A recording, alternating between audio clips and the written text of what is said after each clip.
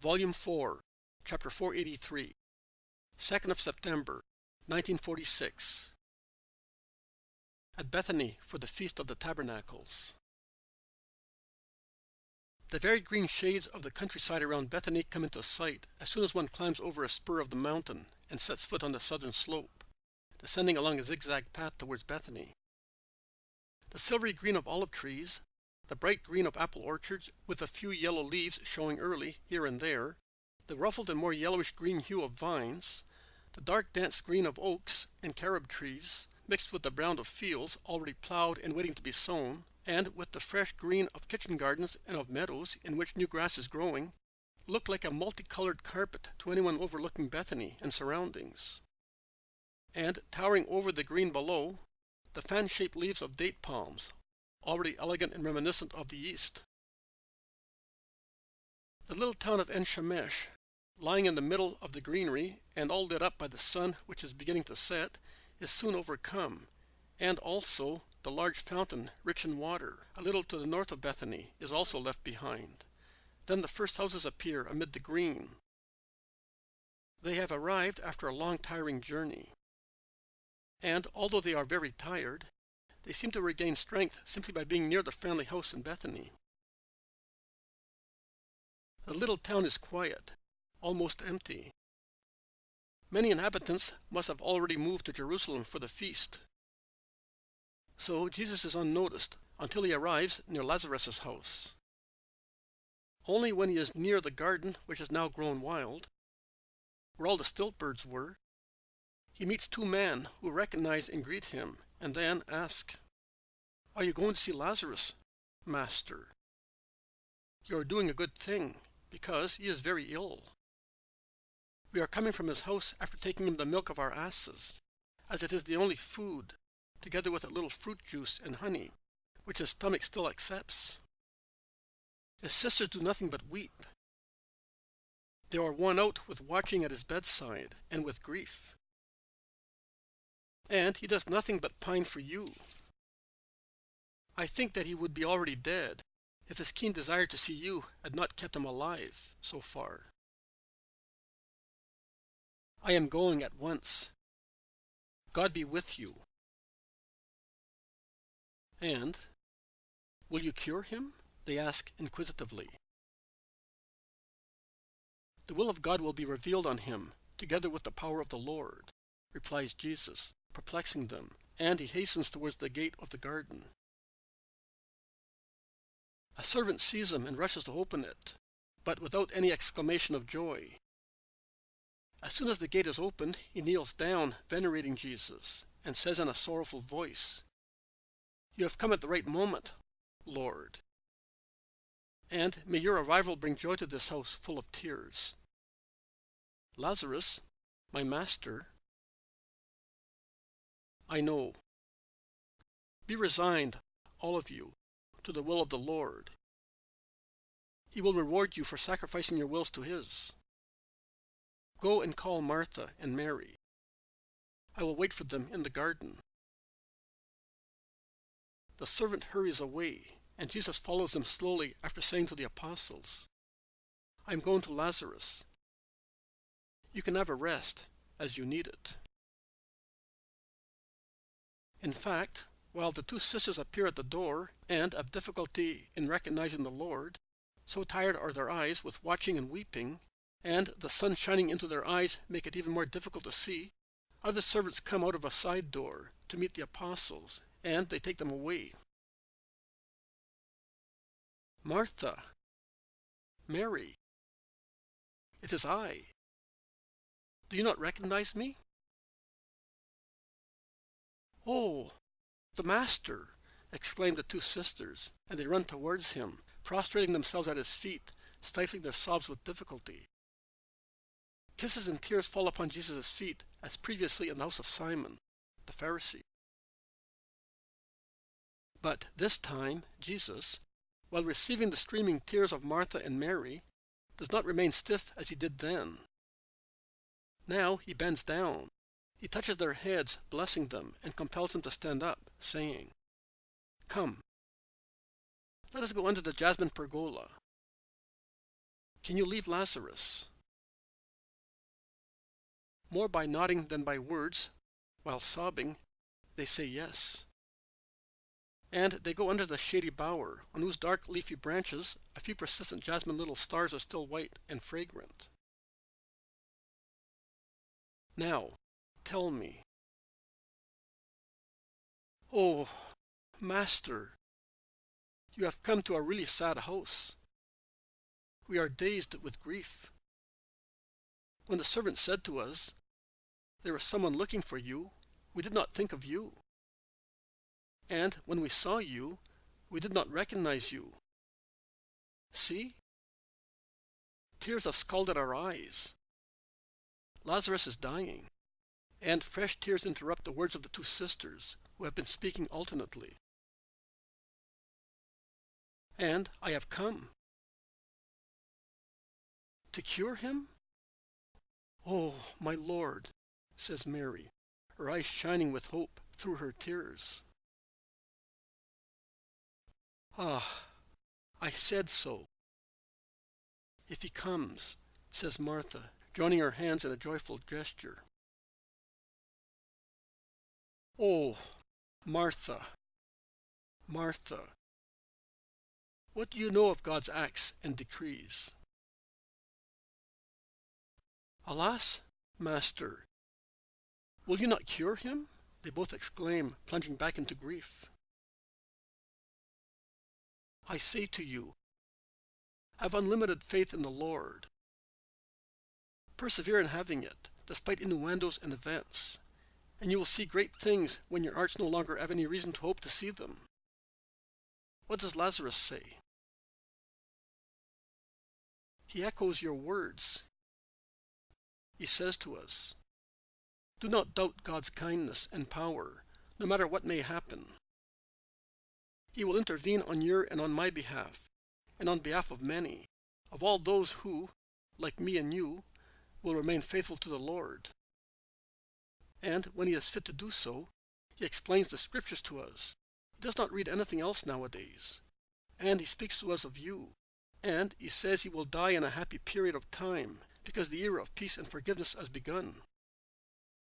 But you will hear him, because he says also other things, which makes us weep even more than we do for our brother," says Martha. "Come, Lord." Every minute that passes is stolen from Lazarus' hope. He used to count the hours and would say, "He will certainly be in Jerusalem for the feast, and he will come." We know many things which we did not tell Lazarus, in order not to grieve him, and we did not have so much hope, because we thought that you would not come, to avoid those who are looking for you. Martha was fully convinced of that. I was not so sure, because if I were you, I would face my enemies. I am not a woman who is afraid of man. And now I am not even afraid of God. For I know how good he is to repentant souls," says Mary, and she casts a loving glance at him. "Are you not afraid of anything, Mary?" asks Jesus. "Of sin, and of myself. I am always afraid of falling again into evil. I think that Satan must have a mortal hatred of me." "You are right. You are one of the souls most hated by Satan. But you are also one of the souls most loved by God. Bear that in mind." "Oh, I do. And that remembrance is my strength. I remember what you said in Simon's house. You said, 'Many sins are forgiven her, because she has loved much.' And you said to me, 'Your sins are forgiven. Your faith has saved you. Go in peace.' You said your sins. Not many. All of them. And so I think that you loved me, my God, without limit. Now, if my poor faith of those days, the faith of a soul laden with faults, achieves so much from you, Will my present faith not be able to defend me from evil? Yes, Mary. Be vigilant and watch over yourself. It is humility and prudence. But have faith in the Lord. He is with you. They go into the house. Martha goes to her brother. Mary would like to serve Jesus. But Jesus wants to go to Lazarus first. And they enter the semi-dark room where the sacrifice is being consumed. Master, my friend. Lazarus lifts his emaciated arms, while Jesus lowers his to embrace the body of his languishing friend. A long embrace. Then Jesus lays the invalid down again on the cushions and gazes at him compassionately. But Lazarus smiles. He is happy. In his ravaged face, only his hollow eyes shine brightly, lit by the joy of having Jesus there. See, I have come, and I shall be staying with you for a long time. Oh, you cannot, my Lord. They do not tell me everything, but I know enough to be able to tell you that you cannot. To the sorrow that they give you, they have added mine, my part, by not allowing me to die in your arms. But since I love you, I cannot be so selfish as to detain you here with me, in danger. I have already seen to it. You must change places continually. All my houses are open to you. The guardians have been given instructions, and also the stewards of my lands. But do not go to Gethsemane to stay there.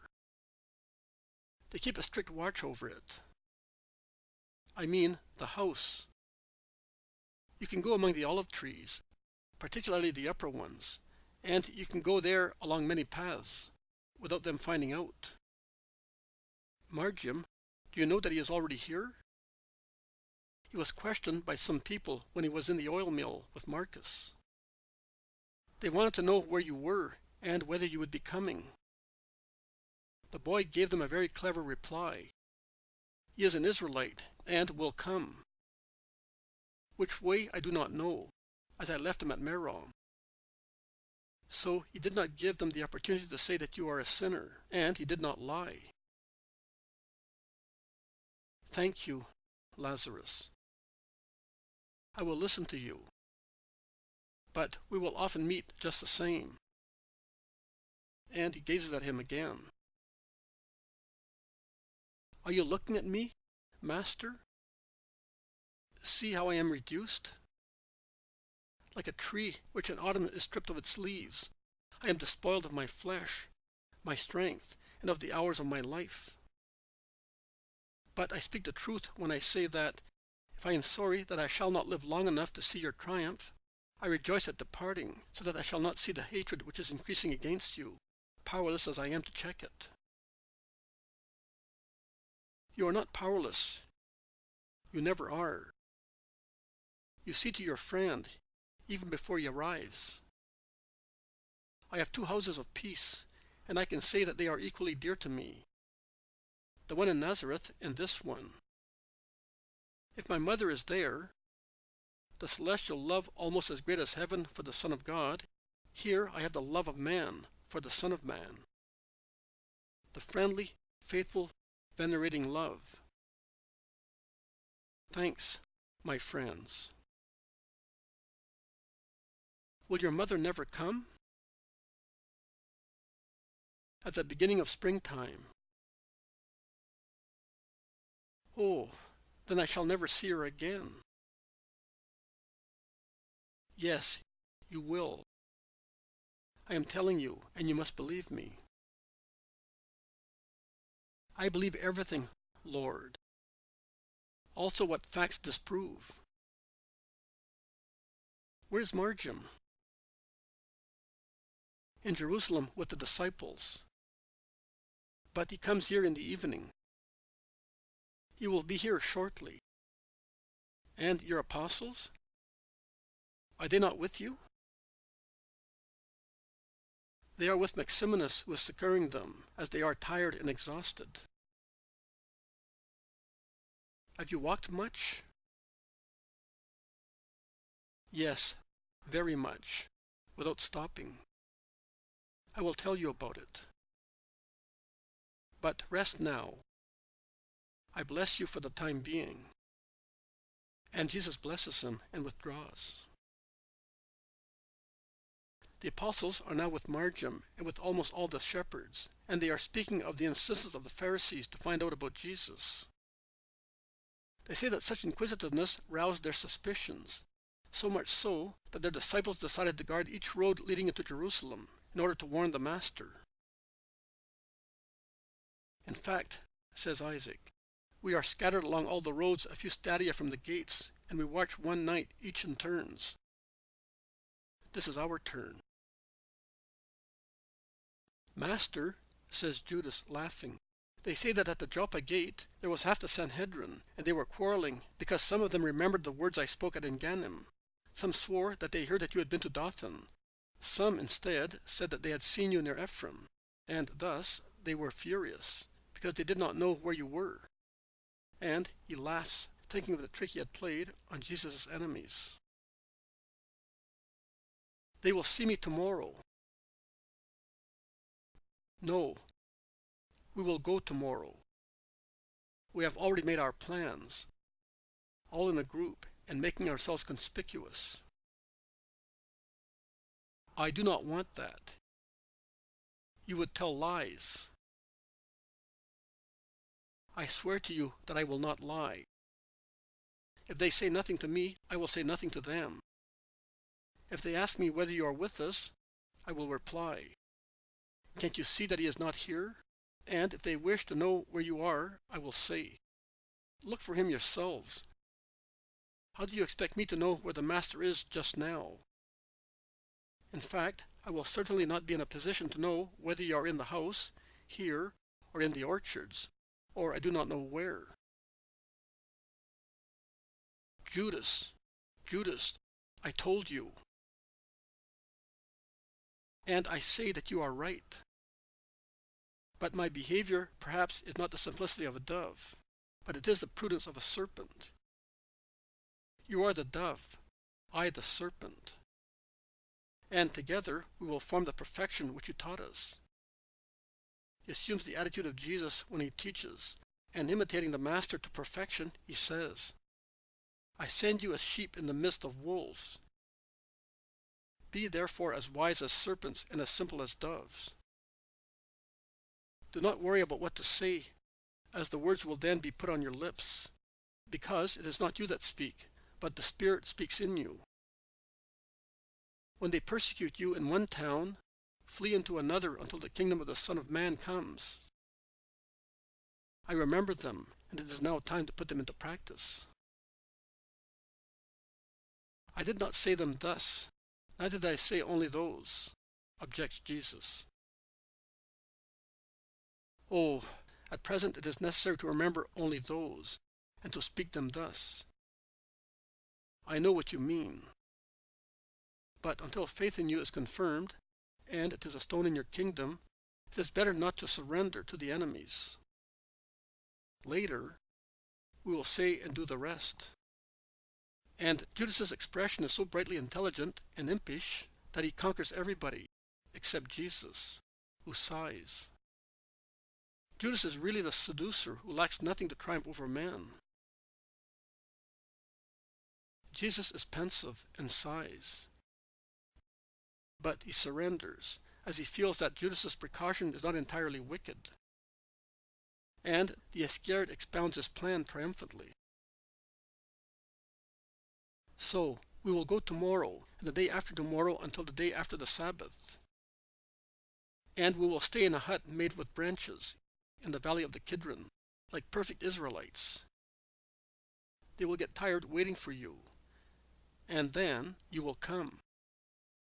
In the meantime, you will stay here, in peace, and you will rest. You are exhausted, my master, and we do not want that. When the gates are closed, one of us will come and tell you what they do. Oh, it will be lovely to see them disappointed. They all agree, and Jesus does not offer any resistance. Perhaps the fact that he is really dead tired, perhaps his desire to give comfort to Lazarus, all possible comfort before the final struggle, contribute to his yielding. Perhaps also the real necessity of being free until he can accomplish all the necessary deeds, so that Israel may have no doubt about his nature before condemning him. He says, "Let it be so, but avoid discussions and lies. Be silent, but do not lie. Now let us go, because Martha is calling us. Come, Marjam, I find you in better form." And he goes away, speaking to the boy, with one arm round his shoulder.